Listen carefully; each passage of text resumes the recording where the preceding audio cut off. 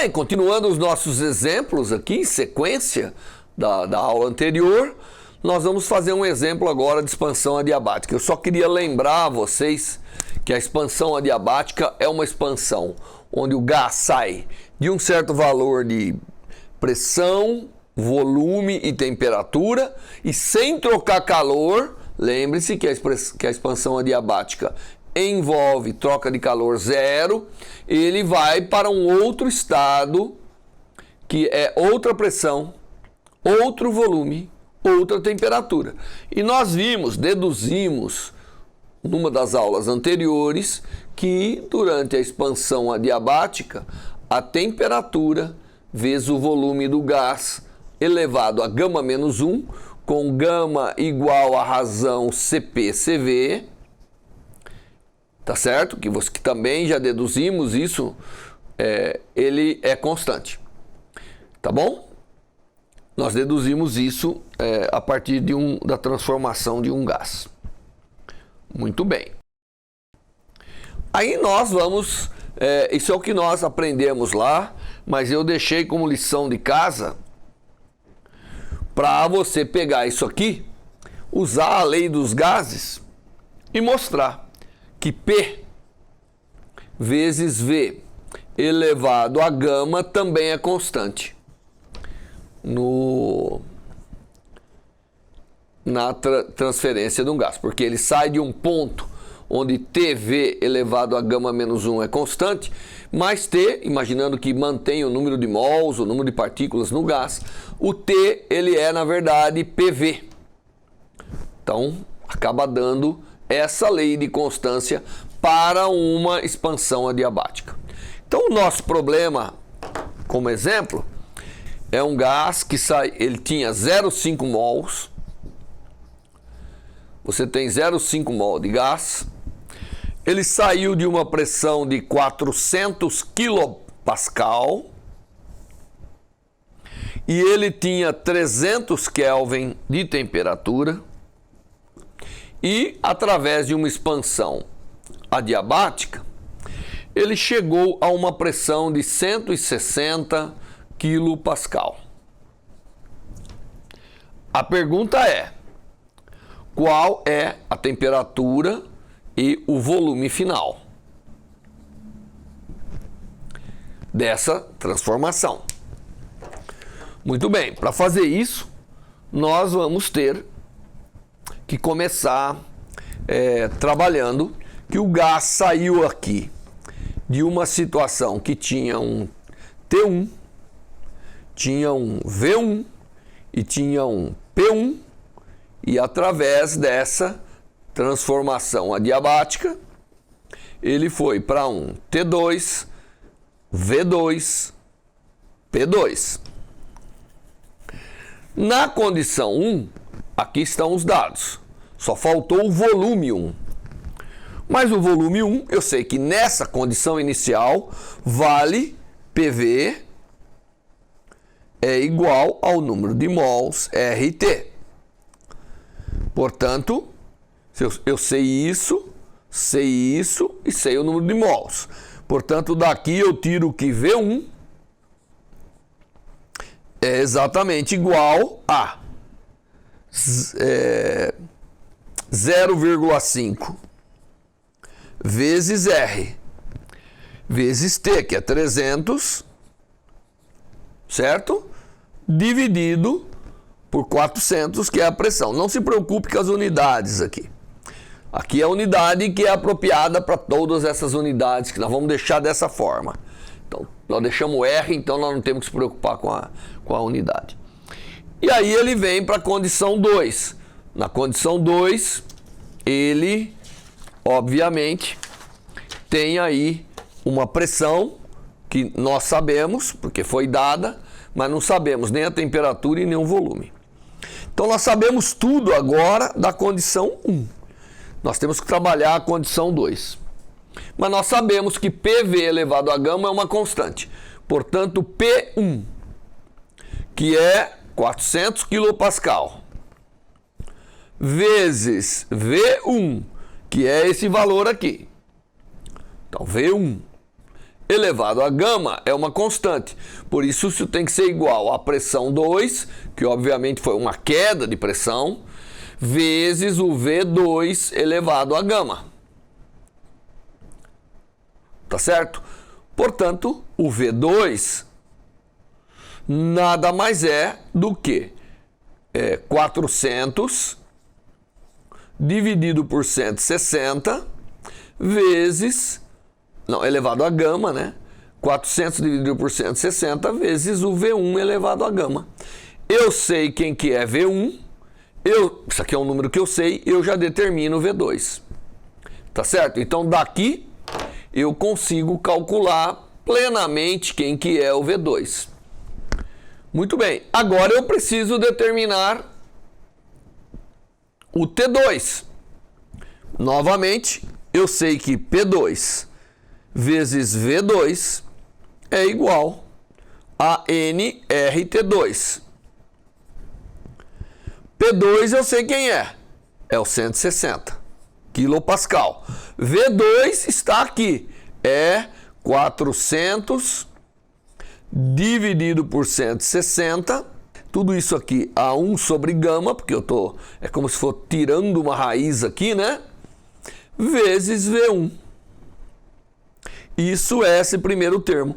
Isso tem que ser igual ao N, que eu sei que é 0,5 RT2. Portanto, eu tenho daqui o valor do T2. Então, eu sou capaz de mapear totalmente as condições térmicas, tá certo? As condições de variação das grandezas termodinâmicas em geral, seja térmica, temperatura, espacial, volume e de momento, que são as pressões. Tá certo? Então, esse é um exemplo que você vai resolvendo. Eu dei o esquema geral aqui para você resolver e não estou fazendo as contas em detalhes, mas você pode fazer em casa com calma e não cometer nenhum erro nessas contas todas. Isso vale para qualquer gás que tenha um gama, tá certo? Então, o gama, você pega o gás que você quiser. Normalmente, nós temos aí valores de gama, que é da ordem de 5/3, etc., como nós mostramos em aulas anteriores, né? Dependendo do tipo de gás, assim. Muito bem, então esse exemplo. Mas vamos supor que eu queira calcular quanto calor entrou, quanto calor saiu. Não tem problema, porque agora você sabe a variação de temperatura. Não é? Eu sei a variação de temperatura. Sabendo a variação de temperatura, eu sei quanto variou a energia interna. Tá certo? Sabendo quanto variou a energia interna, eu posso dizer para você quanto trabalho o sistema fez nessa transformação.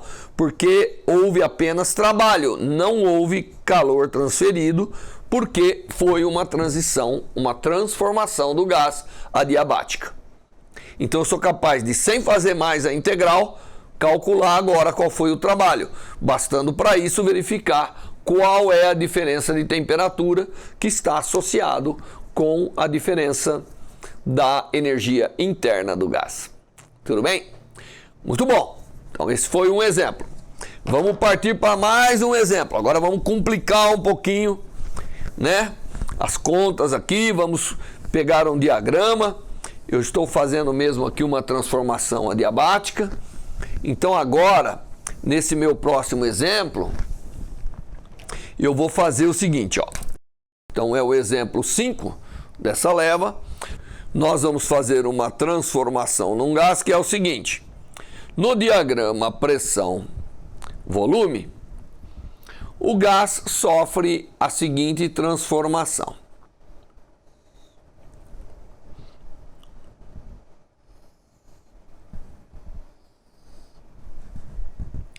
Eu tenho aqui um ponto A, eu tenho aqui um ponto B, eu tenho aqui um ponto C e eu tenho aqui um ponto D.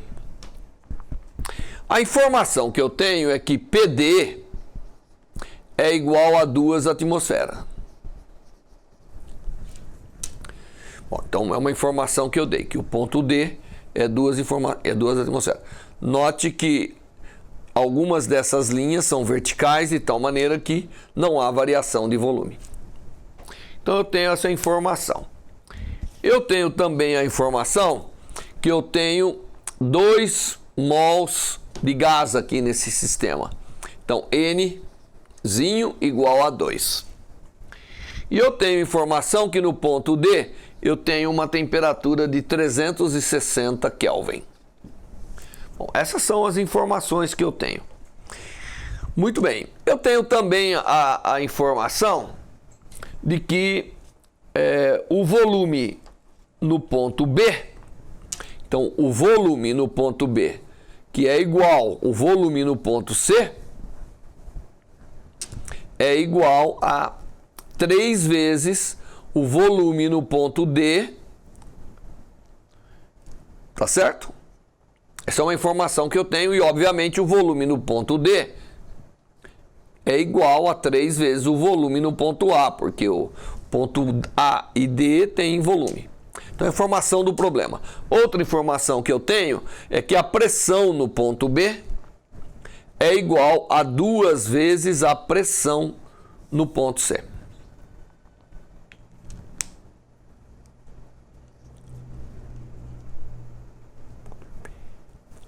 Tá certo? Então, a pressão no ponto B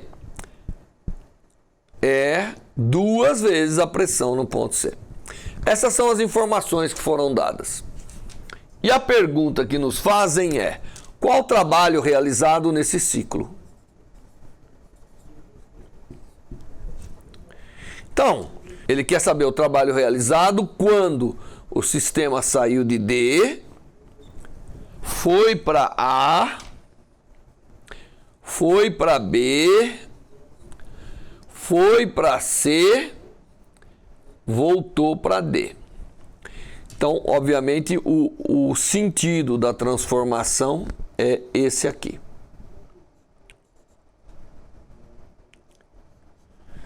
E ele dá outra informação para a gente, que AB e DC são isotérmicas. Portanto, essas são transformações que não mudam a temperatura. Nós podemos chamar a temperatura em um dos sistemas de temperatura 1 e no outro de temperatura 2. Tá certo? Então, podemos chamar essa temperatura de temperatura 1 e essa de temperatura 2. Faz diferença quem que eu chamo quem? Não, porque eu não sei, vou ter que determinar essas temperaturas. E eu quero saber qual é o trabalho realizado nessa transformação. Então, note,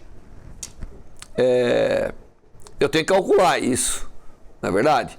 Só vou lembrar vocês que nós calculamos que o trabalho realizado por uma transformação de um volume V1 a um volume V2 de um gás, quando ele está a uma temperatura, quando ele é isotérmico, é igual a, aqui no lugar do P, nós colocamos, na verdade, nRT dividido por V, portanto, fica menos nRT, que é constante, logaritmo de V final menos sobre V inicial.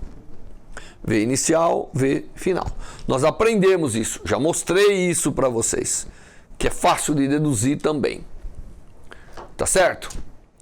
Bom, aonde que vai haver realização de trabalho? Apenas nas transformações isotérmicas. Por quê? Porque aqui o volume é constante. De B para C e de D para A, o trabalho é zero. Então, o trabalho de D para A é igual ao trabalho de B para C, que é igual a zero. Por quê? Porque não há variação de volume. Não havendo variação de volume, não importa em que tipo de transformação você está. O volume é constante, o dV é zero. Não tem volume, não tem deslocamento de massa nessa transformação, portanto, a velocidade é zero. Muito bem, então o que nós temos que fazer é o calor transferido na primeira transformação e na segunda e somá-los para que a gente possa calcular quem que é o trabalho total. Nesse sentido, o trabalho total realizado é igual. No primeiro, saiu de A e veio até B. Portanto, é menos 2RT1 logaritmo de V final, que é VB, dividido por VA. Menos 2, tá certo? R T2 logaritmo de V final, que é VD, dividido por VC. Esse é o trabalho total realizado. E o que eu tenho que fazer para saber esse trabalho total realizado? Determinar quem que é T1, T2, tá certo? E quem é VB, VA, a razão entre VB, VA e tudo isso.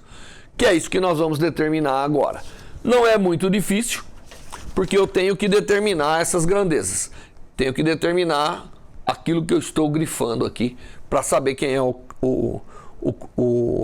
o trabalho total realizado. Muito bem, então agora eu vou usar os dados do problema. Eu sei que VA é igual a VD, eu sei que VB é igual a VC, que é igual a 3VD. Portanto, VB sobre VA, VB sobre VA, porque VA é igual a VD. Então aqui pode vir VA. Quando eu dividir para cá, VB dividido por VA é igual a 3. Da mesma maneira, VD dividido por VC é igual a 1/3. Óbvio, porque numa transformação houve uma compressão, na outra houve uma expansão, né? Então já tenho esses números. Portanto, W é igual a menos 2R, vou deixar em evidência o 2R, que multiplica T1 logaritmo de 3 mais T2 logaritmo de 1/3. Logaritmo de 1/3 é menos logaritmo de 3. Portanto, isso aqui é igual a menos 2R logaritmo de 3 vezes T1 menos T2. Esse é o trabalho.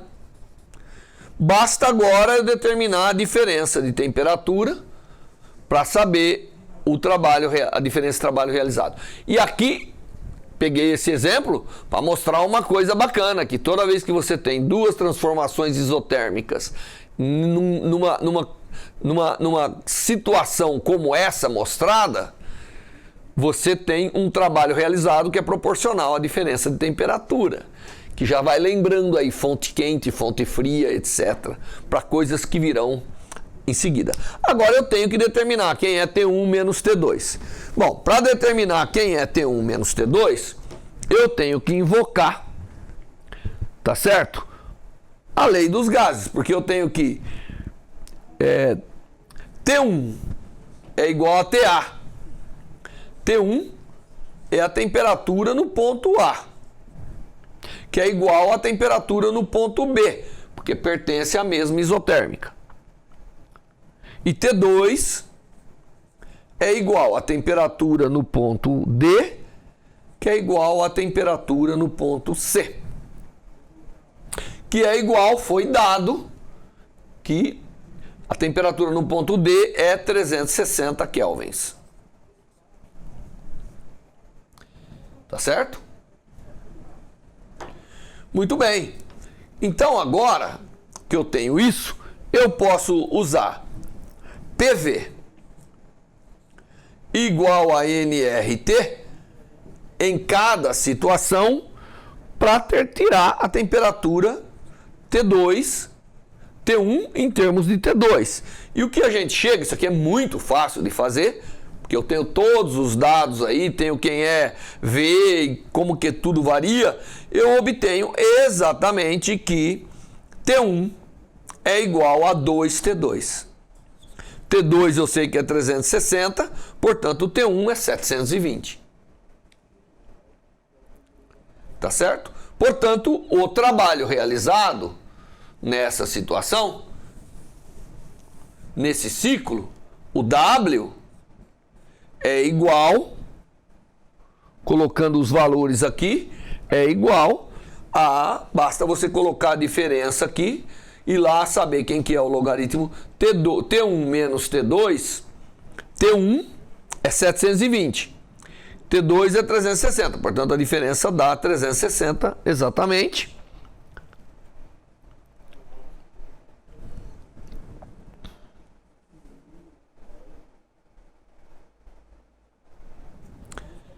Que fazendo as contas, daí aproximadamente menos 6.000 joules. Aproximadamente, tá bom? Fiz a conta meio... Muito bem.